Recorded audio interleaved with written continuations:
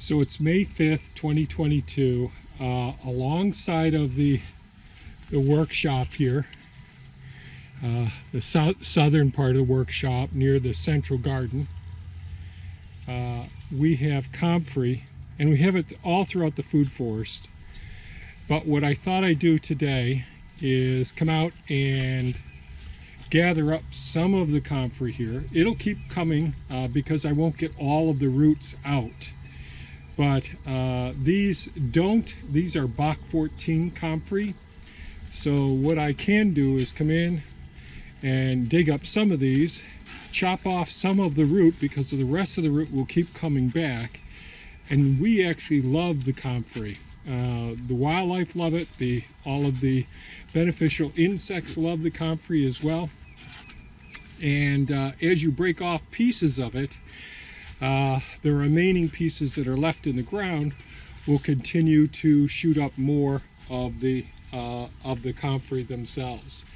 And this really, many people call these the dynamic accumulator, collecting many of the minerals that are and make them more soluble, put them into the leaves, and then they're more available for the microorganisms to exchange with other plants as well. So what I'm going to do is just come over here. This is right near the drip edge of the building. So one of the things I can do is remove some of these. These are so hardy that the excess rain and snow melt off doesn't bother these at all. And they help to suppress the weeds because as each time that they come back, they overshadow and shade out potential weed seeds coming up. Now there are some weeds that do grow in here, but it's a way of keeping us from needing to do any weed whacking along the building. And so we're going to take some of these, and where Thea's putting some of the excess shallots today and putting some of the irises over there at the southern fence of the nursery area, I thought, well, I'll just dig some of these up. The roots are still real hardy. They're loaded with nutrients from last season. So even if the tops die off, these will shoot up and do really, really well. One of my favorite plants in the food forest that we just happen to have right here next to the building. And I'm going to just go ahead and harvest some of these, and we can transplant those roots over to another location so we can spread the wealth.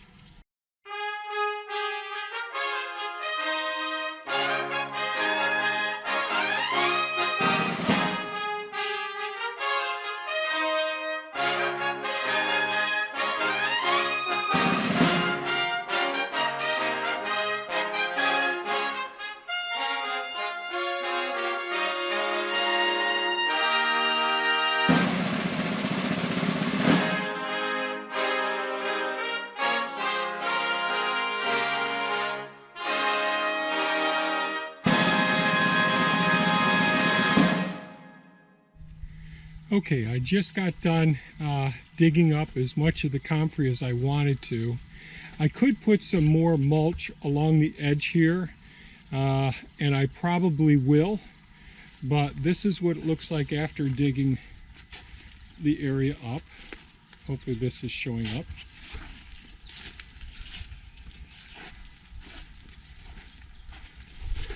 And these will continue to develop more and more. Here's a small piece that's exposed right here. So this is some of the root material here, and that's where one of the shoots come up. So it really only takes small amounts. And here's another one here. And so by just some people will just sell like 1 inch of this root or 2 inches of the root, and it'll shoot up the comfrey, and they're real easy to control around borders and all. So if this was right up against the house and all, I could just mow right up next to it. It would suppress the weeds, and it's an attractive beneficial plant both for the nutrients of the soil, helping to mine potentially minerals from the soil, make them more available to the microorganisms, and those microorganisms can help feed other plants as well. while also suppressing weed development because this really grows up to be a couple feet high. It'll die off in zone 5A twice, and we'll get 3 good flushes of the comfrey. So this is what it looks like on May 5th. Here's the wheelbarrow load that I've got so far. And this can be spread right out. Just sticking this just underneath the mulch along the borderline will do just a fine job. So there's plenty here to start a whole. So this could do another whole wall just like alongside of the workshop here. So just thought I'd share a little bit about Bach 14. This does not spread by seed, so it's really an awesome ground, not a ground cover, but more of a herbaceous layer that's a mining plant that has a significant root zone, and I think it's just absolutely fantastic. You don't want to put it into a place that that you think maybe later on you'll plant something else in, because the roots will stay there and keep coming back. So you'd have to keep mowing over it, or weed whacking, or flaming, or kill off the foliage repetitively until the roots themselves deplete all their resources so that they can't come back anymore. But if you plan a spot and got a good idea of where it should go, this is actually an awesome plant. Good morning, everybody. It is Thursday, and it is May 5th today, 2022. And giving you a little update. It's early in the morning. It's 9 o'clock. Got the basic chores done. And just kind of showing you where we're at in this area. I'll just turn so we can talk face to face for a second. And I think I left off last on the do list I was going to do. That was 2 days ago, which was plant irises, dig up and pot up the black currants and the red currants, and then also see if we can work on the baby red raspberries, and potentially get to the dividing the grasses. Well, I only got the irises planted, but there is like 50 of those, and I'll walk over and show you.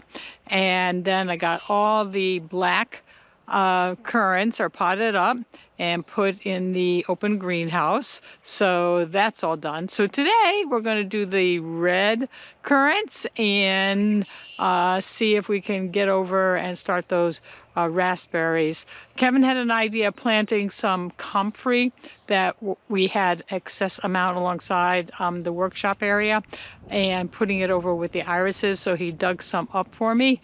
So I have to find those. I think they're next to me, behind me. And then we're going to put those over with the irises and maybe some black-eyed Susies. Kind of make it pretty so something's flowering at one time of the summertime.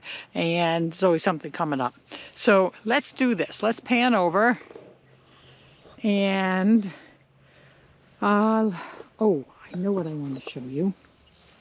I'm going to be very quiet. But the goose family, one of them, had babies, and we saw 5 little goslings in the pond. So I'm going to see. I saw when I came over, they kind of jumped in and swam over. Nope, they're on that far side. So if I can get a shot of them later, I certainly will. All right, let's go back over this way. So I'm going to come down to the main area we've been working on lately, and that's where our black currants were. So then you can see what we did. All right, very muddy. It rained all yesterday, and so we didn't get really anything done outside of significance.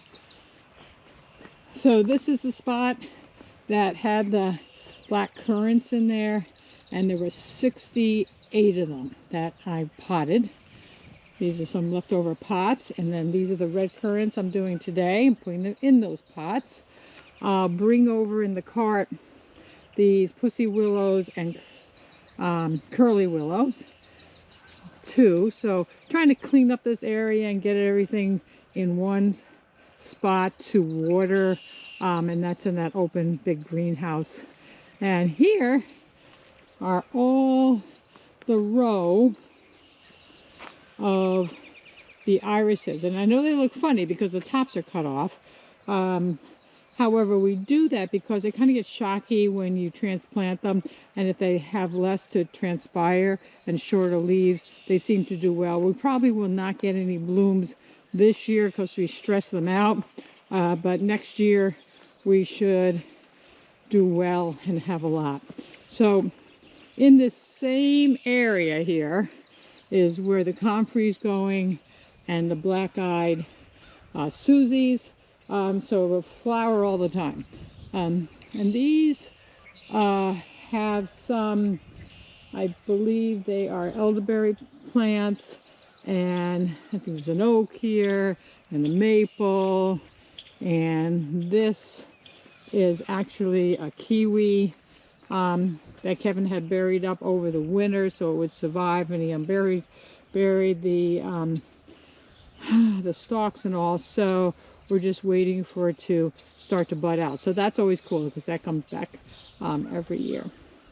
All right, my friends, I will update you later. Maybe Kevin will get some video too with the drone like he did last time, and we'll keep you updated. Take care. Have a great day. Bye-bye. All righty. So here we are still on Thursday, May 5th, 2022, and it is now 11 o'clock. And so Kevin thought maybe it'd be a good idea just to kind of update you where we are so far with our project. And I'm going to turn this so you can see. All right, we are outside of the greenhouse area. And these are black-eyed Susies that we started from seed. And this is chamomile. And this is Roman chamomile. We also have German chamomile, but the Roman is a little stronger. And so I think I'll put that in first. We're putting it in the ground over there. I'll leave these here for a minute. What I'm going to end up doing is coming back with a hose and just moistening them a little bit. But we've been starting to plant along the fence line. So we'll take a little jaunt over here. There's Kevin strutting his stuff, little gimp. All right, so this is what we were talking about this morning, was along this fence line where we have put the irises to go ahead and put some of the comfrey, and then black-eyed Susies and chamomile. And this is what we did so far. Kevin made the trenches. He started with the hoe, and then he went and got Elon the excavator to help with that. So there's 2 trenches, as you can see over here. 1, I hope I'm pointing to it, and 2 on this side. So thus far we have gotten in the most northern trench the comfrey that Kevin dug up this morning. We had extra shallots, so we put them in between to just help add some nutrients and help amend the soil. And we did that all the way down to where you can see him standing down there. Then further down there is where the iris start. But this whole new row that he dug just about a half hour ago, that's going to be where we're going to put the chamomile as well as the black-eyed Susies. So we have tons of it, so I think we'll have plenty to do this. What we're also going to do, he had gotten some mulch that's in the bucket where he is there in the tractors. So on top of the plants, we're going to put a little mulch just to kind of help, because there's a lot of wood chips there and there is soil below it, but just to help it out a little bit. And then we'll go ahead and water everybody again. All right, that's where we are so far, and we'll give you our update later on. Bye.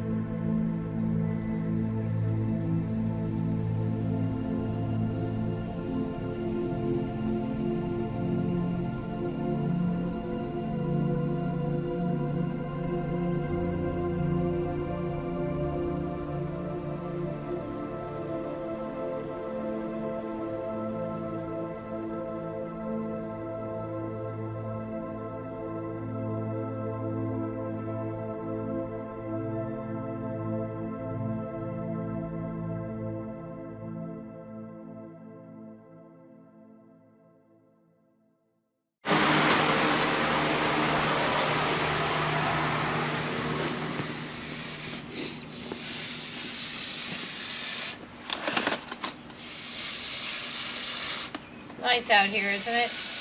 Yes. Oh, what do you got the camera on for?